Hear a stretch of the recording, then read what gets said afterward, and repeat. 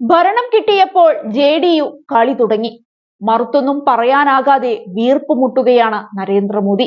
ബീഹാറിന് പ്രത്യേക പദവി നൽകണമെന്ന ആവശ്യം ആവർത്തിക്കുകയാണ് ജെഡിയു.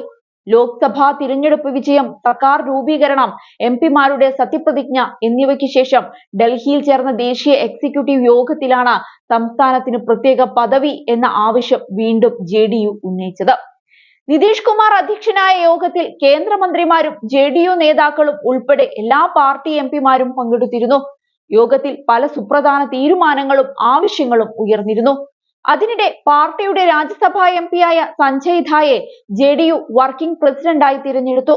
കേന്ദ്ര സർക്കാരിനോടുള്ള ദീർഘകാലമായുള്ള ആവശ്യമായ ബീഹാറിന് പ്രത്യേക കാറ്റഗറി പദവി എന്നത് ഉടൻ നൽകണമെന്ന് പാർട്ടി തീരുമാനിച്ചതായി നേതാക്കൾ പറയുന്നുണ്ട്. യോഗത്തിൽ അവതരിപ്പിച്ച രാഷ്ട്രീയ നിർദ്ദേശത്തിലാണ് ആവശ്യം ആവർത്തിച്ചത്. സംസ്ഥാനത്തിന് പ്രത്യേക സാമ്പത്തിക പാക്കേജും ആവശ്യപ്പെട്ടേക്കും. കഴിഞ്ഞ വർഷം സംസ്ഥാനത്തിന് പ്രത്യേക പദവി ആവശ്യപ്പെട്ട് ബീഹാർ മന്ത്രിസഭ പ്രമേയം പാസാക്കിയിരുന്നു. മുഖ്യമന്ത്രി നിതീഷ് കുമാർ ഉൾപ്പെടെയുള്ള ബീഹാറിലെ രാഷ്ട്രീയ നേതാക്കൾ എല്ലാവരും സംസ്ഥാനത്തിന്റെ സാമ്പത്തിക പിന്നോക്കാവസ്ഥ ചൂണ്ടിക്കാട്ടി പ്രത്യേക പദവിക്ക് വേണ്ടി ദീർഘകാലമായി വാദിക്കുന്നുണ്ട്. ഈ പദവി കൈവരിച്ചാൽ കേന്ദ്രത്തിൽ നിന്നുള്ള നികുതി വരുമാനത്തിൽ സംസ്ഥാനത്തിന്റെ വിഹിതം വർദ്ധിപ്പിക്കും. കൂടാതെ മറ്റ് പിന്നോക്ക വിഭാഗങ്ങൾ, അങ്ങേയറ്റം പിന്നോക്ക വിഭാഗങ്ങൾ, പട്ടികജാതി, പട്ടികവർഗക്കാർ എന്നിവർക്കുള്ള സംവരണം 9ാം പട്ടികയിൽ ഉൾപ്പെടുത്തണമെന്ന് ജെഡിയു കേന്ദ്ര സർക്കാരിനോട് ആവശ്യപ്പെട്ടിട്ടുണ്ട്. ഇത് നേരത്തെ ബീഹാർ സർക്കാർ തീരുമാനിച്ചിരുന്നുവെങ്കിലും പാട്ന ഹൈക്കോടതി റദ്ദാക്കുകയായിരുന്നു. ദേശീയ എക്സിക്യൂട്ടീവ് നിതീഷ് കുമാറിന്റെ നേതൃത്വത്തിൽ പൂർണ്ണ വിശ്വാസം പ്രകടിപ്പിക്കുകയും അദ്ദേഹത്തിന്റെ മാർഗനിർദ്ദേശപ്രകാരം വരാനിരിക്കുന്ന നിയമസഭാ തിരഞ്ഞെടുപ്പുമായി മുന്നോട്ടു പോകാൻ തീരുമാനിക്കുകയും ചെയ്തിട്ടുണ്ട്. ബീഹാറിലെ 243 അംഗ നിയമസഭയിലേക്ക് 2025 ഒക്ടോബറിലാണ് വോട്ടെടുപ്പ് നടക്കുക. 2024 ജാർഖണ്ഡ് തിരഞ്ഞെടുപ്പിൽ പാർട്ടി സ്ഥാനാർത്ഥികളെ നിർത്താനും തീരുമാനമായിട്ടുണ്ട്. കേന്ദ്ര സംസ്ഥാന സർക്കാരുകളിലെ മന്ത്രിമാർ പ്രവർത്തകരുമായി ആശയവിനിമയം നടത്തേണ്ടതിന്റെ ആവശ്യകതയും എക്സിക്യൂട്ടീവ് ഊന്നിപ്പറഞ്ഞിരിക്കുകയാണ്. പദ്ധതികളെ കുറിച്ചുള്ള വിവരങ്ങൾ ബൂത്ത് തലത്തിൽ എത്തുമെന്ന് ഉറപ്പാക്കണം.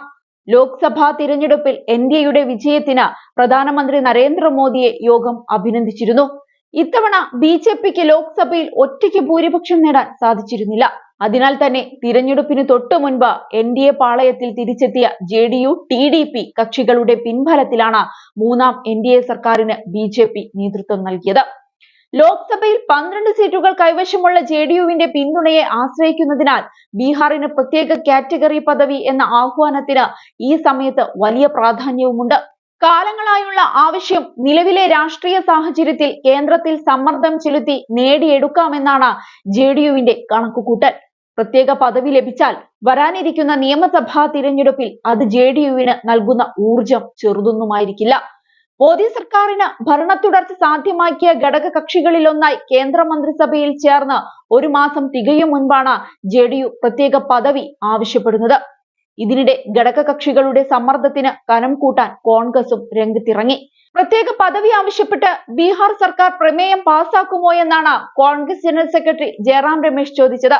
ആന്ധ്രയ്ക്ക് പ്രത്യേക പദവി ആവശ്യപ്പെട്ട് എന്തുകൊണ്ടാണ് ടിഡിപി പ്രമേയം പാസാക്കാത്തതെന്നും അദ്ദേഹം ചോദിക്കുന്നുണ്ട്. ബീഹാറിൽ പിന്നോക്ക സംവരണം 65% തടഞ്ഞ ഹൈക്കോടതി വിധി സുപ്രീം കോടതിയിൽ ചോദ്യം ചെയ്യുമെന്നും ജെഡിയു പ്രമേയത്തിലുണ്ട്. ഇതും ബിജെപിക്ക് പ്രശ്നം തന്നെയാണ്. ജാതി സർവേയുടെ അടിസ്ഥാനത്തിലാണ് പിന്നോക്ക സംവരണം 65% ബീഹാർ സർക്കാർ തീരുമാനിച്ചത്. എന്നാൽ ജാതി സർവേകൾക്ക് സംസ്ഥാനത്തിന് അധികാരമില്ലെന്നാണ് നേരത്തെ സുപ്രീം കോടതിയിൽ കേന്ദ്ര സർക്കാർ വ്യക്തമാക്കിയത്. ഈ നിലപാട് ഇനി തുടരുമോ എന്നാണ് വ്യക്തമാകാനുള്ളത്. അതേസമയം ജമ്മു കശ്മീരിന് പ്രത്യേക പദവി നൽകിയിരുന്ന ആർട്ടിക്കിൾ 370 റദ്ദാക്കിയ കേന്ദ്ര നടപടിയിലെ ഇരട്ടത്താപ്പ് അപ്പോൾ ചോദ്യം ചെയ്യപ്പെടുകയും ചെയ്യും.